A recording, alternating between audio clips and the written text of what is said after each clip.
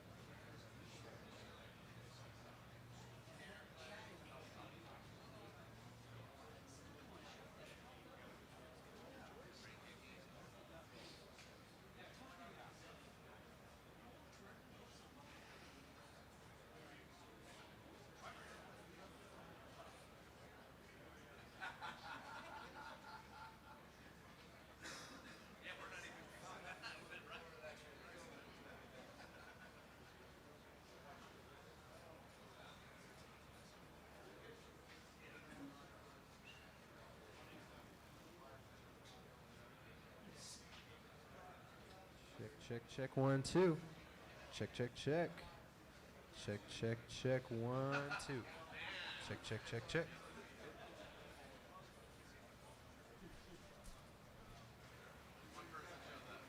It's a Butte live stream audio test. Check, 1, 2. Check, 1, 2.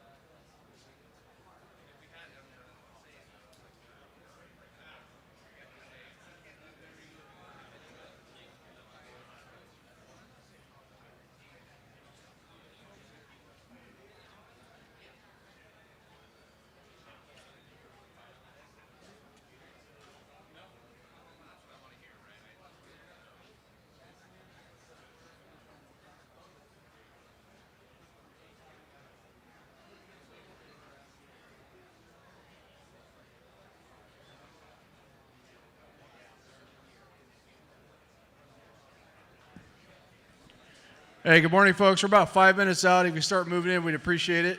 About 5 minutes out. If you can start moving in, we'd appreciate it. We do have chairs up front, and we have room off to both sides. If you start moving in, we'd appreciate it. About 5 minutes out. Thank you.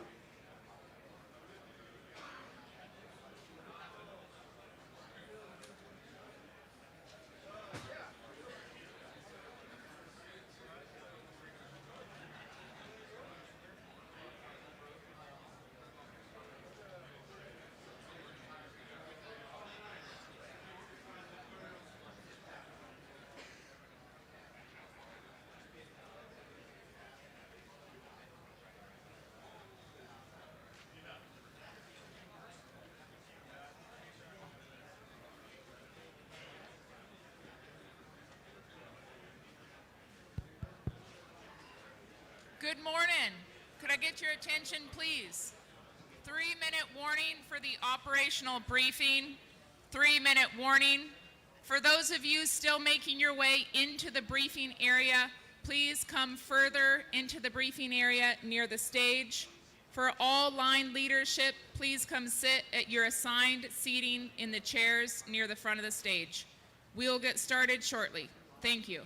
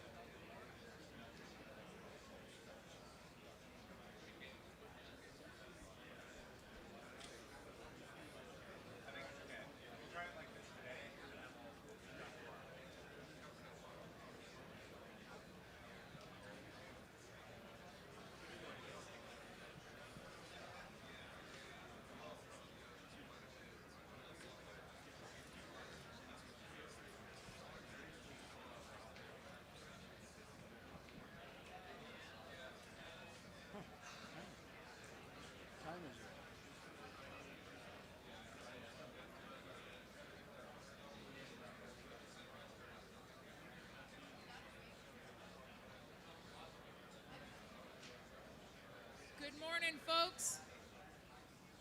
Could I get your attention, please? Welcome to the operational briefing for the park incident. Today is August 7th. My name is Gwendolyn Ozard, Planning Section Chief. Please take a moment and silence your cell phones and radios. If you do need to have a side conversation, please step outside of the briefing area. To start us off, we'll review our incident objectives. Our management objectives remain unchanged. Our control objectives have been changed.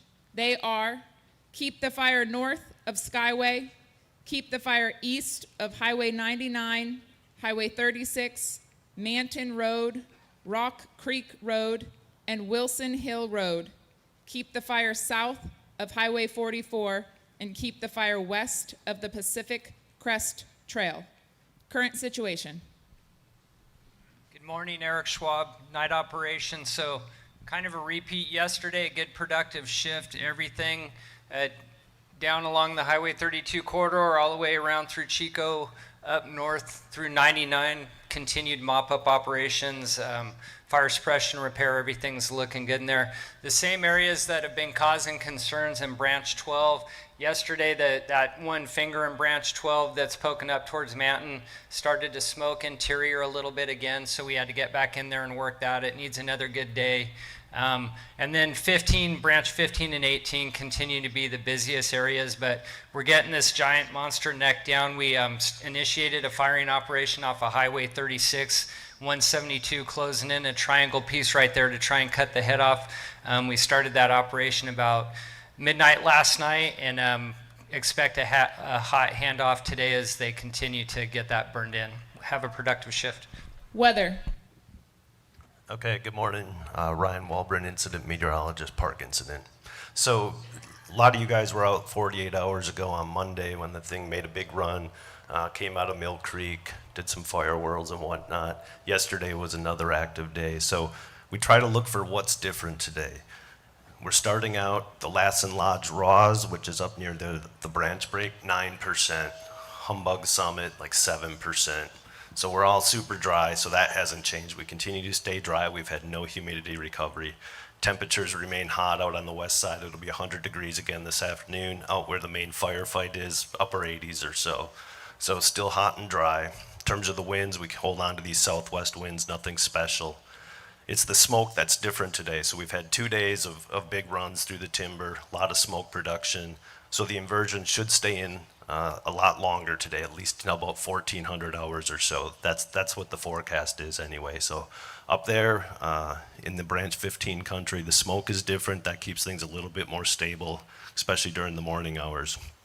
The other thing is it's moved so far over the last couple of days, we've gone into a completely different kind of climate regime. We're now up really between 5,000, 6,000, even 6,500 feet or so up on Morgan Summit. So we're higher elevation, slightly cooler temperatures, slight uptick in humidity. The thing is this is all in just relative terms. 2 active days yesterday, by any objective measure today, would be a very active fire day with these weather conditions. So it's tempered down just a little bit. Be careful when that inversion breaks. Again, just to be clear on our wind directions, excuse me, I had it wrong. Out here, we're in Inskip, where it continues to be problematic. We'll blow out of the southwest again this afternoon. And then where that firing operation is, up off of 36, I think it's near Nanny Creek, it still would have slope with alignment there with the southwest wind flow. Thanks. Fire behavior. Good morning, Ross Dollarhide, Fire Behavior Analyst, Park Fire. So briefly, I just want to talk to the folks that are out there working on the indirect line in suppression repair and in contingency. So we remain at or near those thresholds where you need to consider some of that ember mitigation work. Extremely receptive fuel beds and very, very dry conditions, as the IMET just spoke to. So now onto the main fire, starting over here on the easternmost flank, working around the bottom, and then up the western flank. We don't anticipate any real fire behavior today. With the dry conditions, the high temperatures, we'll continue to see heavies burning out and some light smokes. So moving up into Branch 12, that area is really exposed to the diurnal wind pattern. out of the south there. So we've seen most afternoons in the Inskip area it picks up with a little bit of smoke. That was so dirty and chunked through there. There is some real reburn potential and potential for ember cast. And if it gets out ahead of it, it's a very receptive light fuel bed. So now moving across that northeast shoulder down into branch 15. So fuels weather topography, right? We just heard from the IMET. We know what the weather is going to do today. Very consistent to what we saw the last 2 days where we saw very active fire growth. What may temper things is that smoke cap. We've had that mixing height come down just a little bit, and that could afford us some relief there. It may moderate conditions, but understand we're already seeing some convective lift, some column development out there, and we again included the plume awareness sheet in your IAP for your review. So with that, this remains a fuel-driven fire. They're extremely low moisture values, extremely receptive to spot fires. I would anticipate a very active fire today, especially on the spotting front. We're going to get that convective lift that will throw embers out half mile, a mile. So be hyper vigilant to the green areas as you're working up through that Morgan Hill area. We are now transitioning into an elevation around 6,900 feet. Fuels are a bit greener, a bit wetter, but where that all matters to you is in your effectiveness of your firing operations. You may not get great depth and you may not get great consumption, but the head fire will be able to move through there and chunk through without any issue. Now moving down into branch 18, that holds true there as well. Their firing wasn't the most effective. So if the head fire comes through there, it will be able to consume, remains extremely receptive to spot fires. And that's where I see the most activity occurring today as the fire continues its northeast push. Safety. Good morning, James Allen, Park Incident Safety Officer. You'll find today's safety products on pages 6, 7, and 8 of your IAP. Please use those products to ensure that everyone out there gets a briefing. We're going to support you on the line today with 18 safety officers. I want to talk about 2 things this morning, the first one being critical fire behavior. A lot of you guys saw that activity out on the last shift, so what we'd like you to do is take a tactical pause today at 2 p.m. On page 7, we threw in a time to blow up clock. Shows some of the dates of historical fire incidents. So as you're working through those times today, think about where you're at, what you're doing, and make sure your plan is solid and your backup plan is solid for when things change. The second thing I want to talk about is emotional fatigue. We've had a challenging several days on this fire, and there's a lot of you out there that have been going from fire to fire to fire.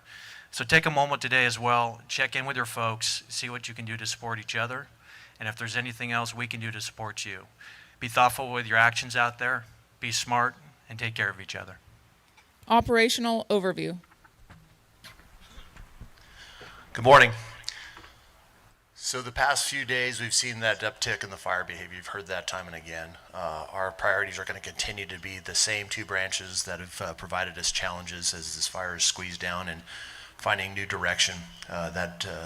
Priorities being our branch 15 and 18. With that significant fire behavior, we've had to see a lot of folks get into TRAs. We've had some burnovers of some equipment and so forth. Talking to a lot of people that have been around fires for quite a while, myself included, is the fact that this is the kind of fire behavior that is unprecedented we haven't seen. I mean, for this fire to jump up in the top 5 most destructive fires in California's history, it says something, and you're seeing it out there. So it's time to maintain that situational awareness, to be hypersensitive about it. You've heard what the IMET and FBAN have said. Ryan, our IMET, has said, hey, we're going to see a little bit conditions a little bit better. However, it's all relative. And I think you need to maintain that thought process of it's all relative and not get complacent, not time for complacency whatsoever. You've heard what FBAN said. You've heard what the safety officer said regarding that tactical pause and thinking of that. However, at the same time, we have to still stay aggressive and stay in the fight. All right, and we want you to do that. General Dwight D. Eisenhower said it's not the size of the dog in the fight, but the fight in the dog. And I need you to maintain that and keep that fight going like a champion today. Air operations. Good morning, Park. Greg Bradshaw, Air Operations, Park Incident. To assist you in meeting your operational objectives, Air Operations will provide early up air attack and fixed wing. Our rotor wing will come out of our 2 helibases with 22 Type 1 aircraft, 6 Type 2 aircraft, and 8 Type 3 aircraft. Those numbers include 2 Type 1 night dropping capable helicopters, and a Type 3 night Helco. We also have 3 UAS modules and 3 mobile retardant bases. CAL FIRE continues to provide our daytime rescue ship. The California National Guard provides our night rescue ship. You've heard everyone before me. I'm at FBAN, operations. You experienced the fire behavior your last shift. Air operations is a key component in your LCES. Monitor air to ground. Even if you're not working directly with air operations, monitor air to ground. Clear eyes, full heart, park strong. Communications. Good morning, Bernie Rapp, Communications Unit Leader, Park Fire. Open your IPs to page 76 and 77. There you'll find your current 205 plan.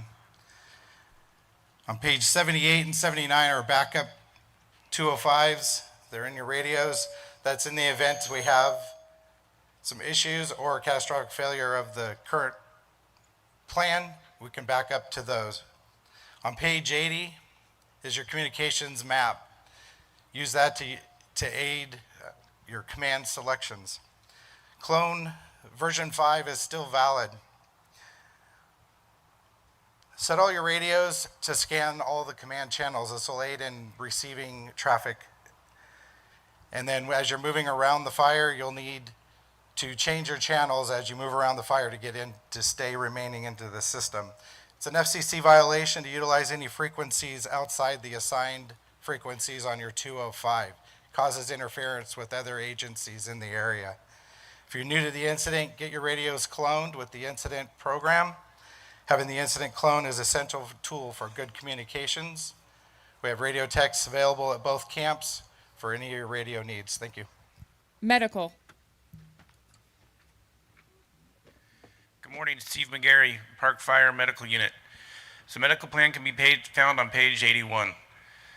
Today we're going to have numerous ALS ambulances assigned to our incident, as well as line paramedics and REMS teams. CalMat and MERT are available at both bases. Down in box 6 is the emergency reporting information. In the event that you need any of our resources, please have that information available, pass it to the chain of command, and we'll get you the closest available resource. Down in that box is also the landline to Park Communications. If you need to get a hold of us, you can use that number. Thank you. Information. Good morning, Wendy Oaks, Information Park Incident. If you turn to page 82 in your IAP, I'll give you some updated numbers. At the top of that page are some phone numbers for the public to call for information, as well as the media. At the bottom is the mailing address for having packages sent here. And as a reminder, we do have a lost and found at the trailer at the front of the fairgrounds, and we have lots of items. So if you've lost something, we can probably help you find it. For today's updated numbers, the acreage is 420,827. That's 420,827. The containment is 34%. 3-4, and the total personnel is 6,627, 6627. Thank you. Be safe out there. Finance. Good morning, Shane Beck, Park Incident Finance. Just want to remind everybody that we do have finance set up at both base camps. Federal resources, we do have federal time at both base camps as well. With that being said, line officers, please reference the shift ticket example in the IAP, as well as tying with cost apportionment at the end of your shift. Again, have a good shift. Butte Zone Deputy Operations Jed Gaines. All right, good morning. We're going to start off with roll call down to the division level. The first one, Butte Zone Deputy Operations Dyer, we're going to cancel that. Branches will report directly to myself as day operations. We'll go to branch 525 Edson. Division Butte Bravo Victor X-Ray Black. Division Butte Papa Tango Weddle. Okay, branch 18 Dyer with Deputy Branch 18 Bartow. Butte Charlie Watner with Trainee Haley. Butte Echo Hale. Butte Foxtrot Casson. Butte 20 Walton with Trainee Pooley. Butte Hotel, that'll be a change. It'll be Davidson. Butte Kilo November, Frederick. Butte Staging, Mendez. Butte Fire Suppression Repair, Ham. And Derby. And Butte Contingency, Boston. All right. Branch 18, obviously you heard, is gonna continue to be our priority branch, okay? All divisions in there. We need to continue to hold and improve the lines we have. You guys have done great work out there. Because of the success you had last shift, we've been able to hold this in here. Just plan on having spot fires out there. We picked up almost 24 spot fires out there off of Branch 18 yesterday. So plan on having a plan in place out there and go into today knowing that you're gonna have those spot fires. We had anything from 1 foot duffers to 4 acres in there yesterday. So everything that we found has been wrung and extinguished. We had the drones in there last night flying IR. We had seek and destroy missions with the crews in there. So we need to continue that and keep holding what we have. There's a lot of work that needs to be done in there still. So we need to make that a priority to get that buttoned up and hold everything we got in there and improve the lines. We did have about that 120 acre slop over out of drop point 42. So we need to continue to improve that and hold that. Down into branch 20, you guys are doing a great job. We just can't let that go. There's a lot of work off the K line and down into Deer Creek still, so we need to maintain what we have in there and not let that out. Like I said yesterday, that needle cast is starting to fall from the burnt trees, so we need to make sure that you're watching our lines and we don't have something creep out across our lines because of the needle cast now starting to fall almost, 10 days later. The slop over, Highway 32 Humboldt, same thing. When you guys are driving out there today, you take a look, you'll see that needle cast on the ground. It's starting to look brown over the burnt ash. Down into Forest Ranch, they've got that excavator in there pulling those piles apart, working that. We need to continue getting that done. Everything else in branch 5 and 25 is looking real good and in patrol status. So just remember, keep your head on a swivel today. Remember LCES, and just a little fun fact, there's over 92 miles of hose that's come out of this base camp that's out on the line right now. So keep up the good work. Just a couple of reminders, the division breakouts are out back behind the bleachers. Your unassigned resources will be over here. Next meeting will be the cooperatives meeting at the Harvest Building. The planning meeting will be at 1700 hours in the same building. Your next operational briefing will be here tomorrow morning at 0700 hours. Closing comments, Unified IC, Billy C. All right, good morning. 420,000 acres, 6,600 personnel, 2 Type 1 base camps, looking at different locations for possible support camps in the future. A lot of moving pieces, right? We're down to about a 30,000 acre fire. The other 390, we should be in full swing fire suppression repair, mop up, and getting things back to normalcy. Focus on what is important out there today, okay? That 30,000 acres is no easy feat. You guys are going to be challenged. You've been challenged for the last 48 hours. This is day 14. We don't have a break in the weather foreseeable. You heard single-digit RHs out there. We're going to get the canyon winds. My concern, the lid's on this thing right now. It's preheating. Once we get a breath of fresh air, this thing's going to want to stand up and move. Pay attention to the surroundings. Pay attention to the fire behavior. Look for the key indicators. Disengage when you have to disengage to be safe. Re-engage when the time's right. Have a good shift. That concludes your operational briefing. You can unmute your phones. Thank you.